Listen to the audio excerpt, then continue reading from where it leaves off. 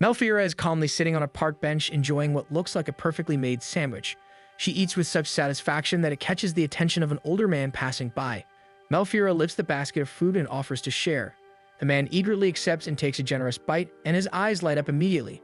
The flavors are so rich and well-balanced that he blurts out that he could eat it forever. However, when he casually asks about the meat, Melfiora calmly replies that it's made from backhorn. At that moment, his expression shifts. Backhorns are known as dangerous monsters filled with lethal poison. Realizing what he's just eaten, the man abruptly vomits. He can't comprehend how anyone, especially a noblewoman, would consume something so deadly, unless she's the very person he's heard rumors about. Melfiora, on the other hand, remains completely unbothered, continuing to enjoy her food. To her, even the foulest monsters can be turned into a delicious dish if prepared properly. Others may not understand this, but she's confident that someday she'll find someone who does. The following day, Melfiora attends a grand banquet hosted for the nobles. The place is filled with tables overflowing with exquisite dishes. She's genuinely enjoying herself, eating everything she can, when a familiar noblewoman approaches. It's the attendant, Mrs. Talbot. With a firm tone, Mrs. Talbot reminds her of the true reason she's there. With this, Melfiora's cheerful expression fades instantly. The real purpose of the banquet is to celebrate the bountiful harvest and allow nobles to test the season's offerings. More importantly, it serves as a social gathering for the nobles to meet potential partners. As the daughter of a count, Melfiora is expected to find a suitable fiancé there. Faced with her stepmother's threat to send her to a convent if she fails to find a partner this year, Melfiora has little choice but to comply. Even her father says he would accept someone as lowly as a knight, so long as they are decent, just so she can finally secure a match. Reluctantly, she attends the banquet. However, as she scans the room, she notices the nobles whispering harshly behind her. In that moment, Melfiora realizes that no noble truly wants to be associated with her. Melfiora decides to head to another section of the banquet where the knights have gathered, thinking she might find a potential fiancé among those who don't recognize her. However, her thoughts are abruptly interrupted when chaos erupts and an enraged monster suddenly appears. The guests instantly scream and scatter, fleeing in panic. Amid the commotion, Melfiora notices an elderly couple struggling on the ground. She rushes to them and urges them to escape together, but before they can move, a mad backhorn emerges right in front of them. Her instinct tells her to run, but seeing the couple's terrified faces, Melfiora instead dashes away while shouting to draw the beast's attention, making herself the bait. The monster charges toward her, but just as it's about to strike, she closes her eyes. Then a man arrives, beheading the beast in the blink of an eye. Standing before her is a man with a blood-stained sword. The whispers around her rise, talking about the infamous blood-mad Duke Rogier. His unusual eyes lock with hers, and Melfiora stares in awe. Yet Rogier misreads her gaze, assuming she's terrified of him. He has always been described as an eccentric fiend, and yet before her, he seems strikingly beautiful. Shaking herself back to reality, Melfiora rises gracefully and introduces herself with proper noble etiquette.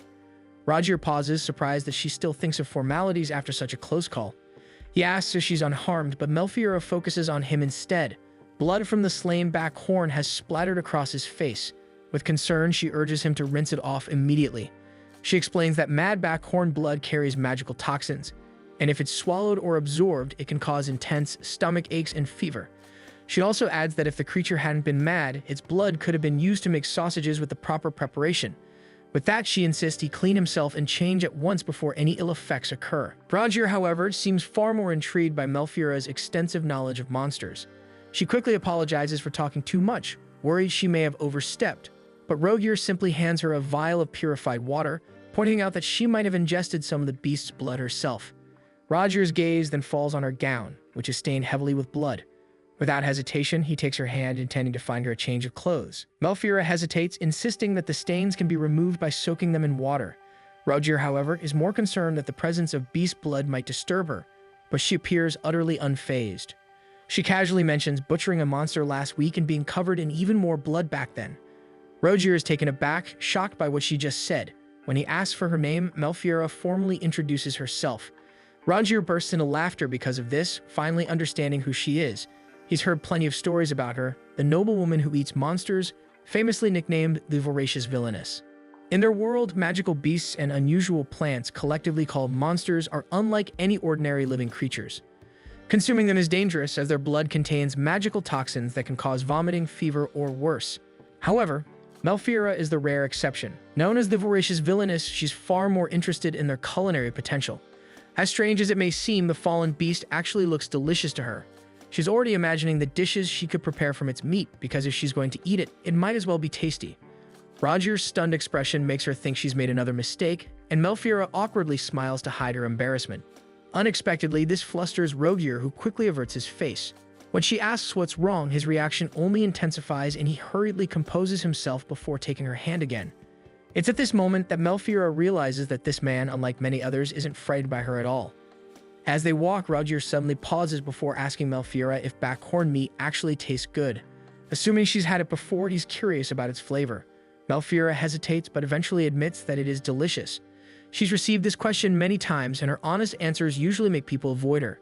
She explains that backhorn meat tastes similar to beef, though it's tougher, so she puts extra effort into tenderizing it to make it delicious. Instead of being disturbed, Rogier becomes intrigued and asks how she removes the magical toxins. This stuns Melfiora, as no one has ever shown genuine interest in it before. Unlike everyone else, Rogier actually listens carefully and believes her. Overwhelmed with emotion, Melfiora lowers her head to hide her tears. Regardless, Melfiora explains that she removes the magical toxins from beasts by bleeding them using special tools and purification spells. Hearing this, Rogier's eyes light up with curiosity. He asks if she could prepare some monster meat for him sometime. Melfiora is taken aback and asks if he has a strong digestive system, explaining that magical toxins aren't easy to deal with, but if the beast isn't mad, its meat is just like any other. However, her warning only makes Rogier even more eager to try it. He brings Melfiora to his pavilion and tells her to make herself comfortable. They're soon greeted by Chaos, Rogier's aide. Rogier introduces them to each other before instructing Chaos to bring Melfiora a change of clothes. Melfiora enters one of the tents in the pavilion and is immediately struck by the number of weapons displayed inside. Rogier has also prepared a tub of water for her to wash up, though she insists that he should go first. Without hesitation, Rogier removes his upper clothing, stunning Melfiora even more. She's seen hunters and knights wash outdoors before, but this time feels different, and yet her eyes can't seem to look away. Rogier suddenly speaks, asking what's wrong. Caught off guard, Melfiora answers honestly, admitting that his physique is distracting her. Rogier is genuinely surprised, seemingly unaware of how striking his figure is. Melfiora recalls how effortlessly his arms move when he struck down the beast, a truly majestic sight. But Rogier simply brushes off her comment and begins washing up in the tub. With that, Melfiora steps forward to join him in washing up as well. While washing, Melfiora shyly asks if she could perhaps learn to slay beasts herself.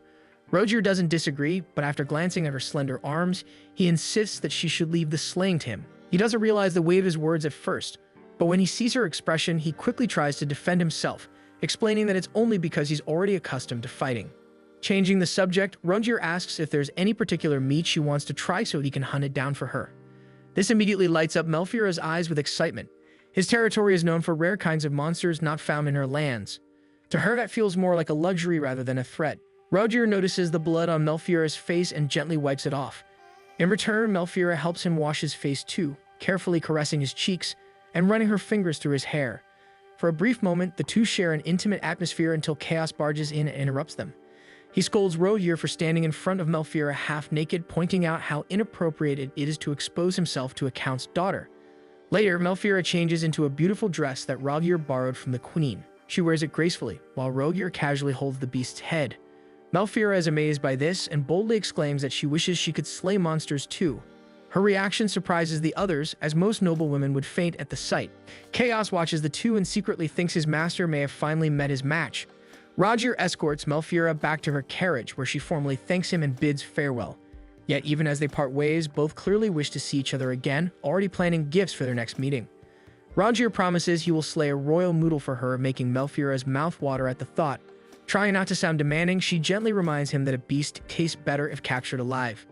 With this, Rogier grows more excited, seeing it as a challenge worth trying. Days pass, and Melfiora visits Rogier's pavilion once again, this time bringing a special gift. She presents him with jerky made from Scat's bit, a beast found in her territory. Without hesitation, Rogier takes a bite, startling Chaos, who rushes to stop him because the food hasn't gone through the poison tester. Yet Rogier loves it. He even forces Chaos to take a bite, and soon, both of them are enjoying the jerky already. Rogier tells Melfiora that he's looking forward to trying more of her monster dishes. His words leave her stunned. She's so used to people thinking she's strange for her unusual tastes, even though she sees nothing wrong with them. But the Duke's warm acceptance touches her deeply. Overwhelmed, Melfiora hides her face as tears of joy well up in her eyes. When asked, Melfiora pretends that she's simply reluctant to say goodbye today, and Rogier mirrors her hesitation. Still, they have no choice but to part ways once more. As she leaves, Rogier promises that they'll talk again next time. Melfira has never been fond of banquets, yet after meeting him there, she truly enjoyed herself. She wonders if he's merely being polite or just curious about her, but deep down, she can't help wanting to keep her hopes high. Snow is already falling over the Marcharade lands when Melfira returns from her travels. Before she can enter the house, her father, Ghislaine, is already waiting outside, waving her over with a furious expression. She assumes he's angry because she failed to find a suitable fiancé, but Ghislaine reveals he received a letter from Rogier, formally asking for her hand. Melfira initially thinks he's simply asking for her help, but Ghislaine clarifies that it's a marriage proposal. The request shocks him, as Rogier's position as Duke doesn't match their family's humble status, so receiving such a letter leaves him flustered. Even Melfira sweats at this. Meanwhile, in the pavilion, Rogier and Maxim meet inside a tent. Rogier reports everything that happened during their hunt, explaining how he carried out his plan without casualties. Maxim is satisfied with the result, but he notices Rogier's formal tone and brings it up. While Maxim addresses him casually, Rogier speaks with distance. He once called Maxim Brother Maxim, but he deliberately avoids it now. Although Maxim and Rogier are blood siblings, everything changed 17 years ago when Maxim was named Crown Prince and Rogier was adopted by the Galbraiths. Since then, an invisible line has separated them. With Rogier's stubbornness, Maxim has no choice but to conform to his formal manner. Then he suddenly notices the basket in Rogier's hand. Rogier tries to hide it, but Maxim presses for answers. Surprisingly, Maxim seems to know about Rogier and Melfira, and bringing this up catches Rogier off guard. Taking advantage of the distraction, Maxim snatches a piece of jerky from the basket. Rogier tries to stop him, but Maxim quickly takes a bite. Impressed by the taste, Maxim asks about the meat, and Rogier admits it's Scatspit jerky, which is a spiny monster, so Maxim grows intrigued and assumes Melfira prepared it for him. When Maxim hears his brother speak of Melfira so fondly, he asks what Rogier plans to do next, knowing it's unlike him to take an interest in someone so quickly. Rogier, however, brushes off his words, saying he'll be on standby before leaving to return to his men, ignoring Maxim's attempt to stop him. Rogier is frustrated by his brother's words, but he can't deny that Maxim has a point. After all, he rarely talks to anyone like that. Melfira's image lingers in his mind, still unable to believe that she's actually called the voracious villainess. He remembers the way she fearlessly shielded an elderly couple at the banquet. Deep down, he knows she has managed to captivate him completely. Chaos and several men soon approach Rogier to report that the Backhorn's habitat is now under control. Pleased with the news, Rogier also relays Maxim's orders, but Chaos seems more curious about whether Melfira will attend their future banquets. Rogier notices his teasing and immediately suspects Chaos of telling Maxim about her, though Chaos quickly denies it. Left alone, Rogier's thoughts drift back to Melfira. He remembers how she didn't believe him at first. The tears in her eyes reveal how accustomed she is to being pushed away. With that, he makes a vow, promising he'll never let her wear that expression again. Meanwhile, back at home, Melfira still can't believe they received a letter from Rogier. Ghislaine informs her that it arrived 7 days ago, delivered by a messenger riding a blaze eagle encased in a luxurious jewel bearing the Galbraith crest. Hearing this, Melfira regrets not seeing the magnificent bird herself, and even her father admits how beautiful its feathers are before steering the conversation back to the proposal. Ghislaine wants to know exactly what happened between her and the Duke at the banquet. Melfira recounts everything honestly, but Ghislaine remains unconvinced, as it was only their first meeting after all. As she reads the letter again, Melfira doubts the sincerity of Rogier's words, suspecting there must be another motive behind his sudden proposal. Ghislaine also shares her doubts and decides to draft a response while they think of a proper reason to turn him down. That same night, Melfira has just finished her bath when she notices the letter on her table. She reads it again, admiring the Duke's name, but her thoughts quickly return to her father's words. It was only their first meeting, and perhaps their excitement over monster meat had carried them away. Then a thought sparks in her mind, realizing Rogier likely has no one to share his fascination with monsters and has no one to talk to about them. Since Melfira enjoys eating monsters, she can imagine the connection he might have felt between them. Suddenly, the letter in her hand begins to glow. It starts by recalling their encounter at the banquet and mentions his subordinates trying the jerky she made. But in the final line, he writes that he will visit her on the 18th of the month of Sirius. Melfira and Ghislaine exchange confused glances upon reading this, realizing that the said date is already tomorrow. Going back to her room, Melfira feels flustered, though she still doubts Rogier's true intentions. Yet with their meeting scheduled for tomorrow, there's no point in worrying too much. Seeking comfort, she holds the framed photo of herself with her mother from when she was younger. Speaking to it as if her mother were there, she tells her about Rogier's proposal and wonders whether the Duke will appreciate the viability of all types of meat, just as her mother once had. Her thoughts drift back to those childhood days watching their family lands with her mother. The land was cold and barren, and her mother had asked her for help. It was then that Melfiora inherited her mother's research. Even though the world has yet to recognize it, she works tirelessly, hoping one day it will. The next day, her stepmother Celia knocks on Melfiora's door and finds her still unprepared. Melfiora fumbles for excuses, though the truth is she hasn't even woken up until Celia arrived. Celia walks in and inspects the room before scolding Melfiora for neglecting her appearance after being told to find a fiancé, calling it a disgrace to her noble title.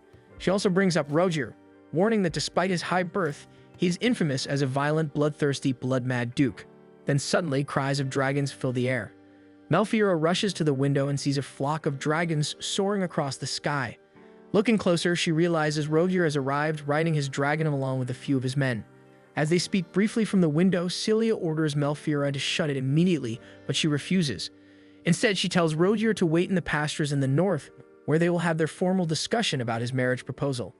Without hesitation, Rogier departs and Melfiora, after closing the windows, remains stunned and flustered, hiding her face behind the curtains to conceal her reaction. So many thoughts and admiration run through Melfiora's mind that she almost doesn't notice Celia calling her repeatedly. Her stepmother explains that she isn't feeling well and wants Melfiora to inform Ghislaine for her. Though Melfiora wishes Celia would stay for the discussion about the marriage proposal, Celia insists on leaving, claiming her father's permission is enough. She even makes harsh remarks about Rogier, finding it improper that he arrived on a dragon, but Melfiora cannot accept her insults. Before Celia leaves, Melfiora boldly declares that she will accept the Duke's proposal, leaving her stepmother to storm off in fury. Later in the pasture, Melfiora finally meets Rogier and they catch up, though she can't help feeling self-conscious about her appearance.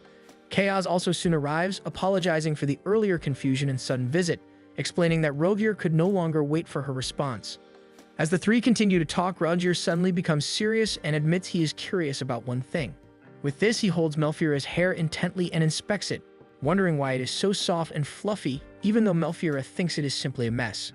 Then they decide to head over to Rogier's gift to her. Rogier points to a big sack that contains his gift. Melfiora finds it hard to believe, but the thing inside is actually a monster, just like Rogier promised in their last meeting. This instantly makes Melfiora beam with joy as she hides her face to keep her reaction from showing. She can't believe he actually brought one, so she thanks him wholeheartedly for his gift and even wishes to take a little peek at what's inside. With that, Rogier grants her wish, but the sack doesn't seem to be moving, so Melfiora assumes the monster is already dead. However, Rogier simply takes the cover off to let her see for herself. Inside is a royal moodle with sharp horns and majestic fur. But it's not just any other moodle, it is a golden one, which means after being eaten it will be of good purpose too. Moodles are usually white monsters with horns and their pelts are highly prized. Golden moodles in particular are famous for their use in creating clothing, though their meat often goes to waste afterward. The one Rogier presents to her is fattened up for winter, and since it is a herbivore, she believes its meat will taste better than any other monster. As Melfiora shares her knowledge about the creature, Rogier looks impressed. He then takes her hand and places it over the moodle's heart. That is when she realizes the creature is still alive. Rogier has only put it to sleep using magic. Deep inside, Melfiora is already imagining the grand feast she can prepare using its meat. Despite her thoughts, she is overwhelmed with excitement, flustered, and unable to contain her joy, and she keeps thanking Rogier repeatedly. As Ghislaine and his men also arrive, the two parties begin to formally talk. Ghislaine and Rogier greet each other properly before moving straight to the main topic. Melfiora almost forgets that Rogier is actually there to ask for her hand in marriage. While the conversation continues, Melfiora asks her father for permission to allow the dragons to hunt in the mountains, but he mistakenly assumes the moodle is meant to be food for them. Unbeknownst to him, it is actually for his daughter. Ghislaine is surprised to learn that the Duke already knows about Melfiora's unusual taste for monsters, but Melfiora mentions that Rogier even wants to taste her cooking, so she would also like to open the research facility for him. Ghislaine hesitates for a moment, unsure about it at first, but Rogier suddenly speaks up. He explains that he understands Melfiora's habits and is fully aware of her reputation. Realizing Rogier is truly interested in Melfiora, Ghislaine is touched, but Rogier quickly speaks, explaining that they need to deal with the moodle before it wakes up. Only then does Ghislaine realize the creature is still alive. They come closer to inspect it, and Ghislaine admits it is both a valuable and dangerous gift. Since Rogier is the one who asked Melfiora to cook it for him, he wants to watch her prepare it. Ghislaine notices how fond Rogier is of her unusual hobby and grants his request, allowing his dragons to feel at home and ordering Melfiora to accompany Rogier to the research facility. They ride the dragons to reach the place, and since it is Melfiora's first time, she is thrilled by the experience. Rogier jokingly warns her not to eat his dragons, and Melfiera defends herself earnestly. Soon, the research facility comes into view below, so Melfiera orders Rogier to descend. Her voice, however, carries a hint of nervousness. It is her first time showing someone how she prepares monster meat, and this place is her late mother's research facility. As they approach, Melfiera reflects on her situation. If the dude truly accepts her, her father will surely feel relieved. Determined, she decides to let Rogier see everything, and with that, she will also let him see the true reason behind her unusual taste for monsters. That quiet thought lingers in her mind, wondering how Rogier will react once he learns the truth. Thanks for watching. Make sure to subscribe so you don't miss new episodes every week.